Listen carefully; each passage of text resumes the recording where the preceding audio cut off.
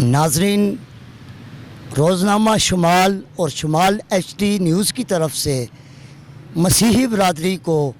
Christmas پہ ہم مبارکباد بھی پیش کرتے ہیں کہ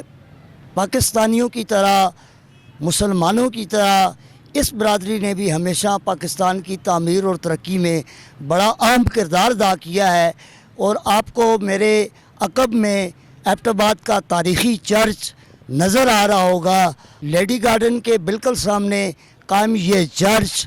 اس دور کی یاد دلاتا ہے کہ جب میجر جیمز ایبٹ آباد آیا اور اس کے بعد یہاں پر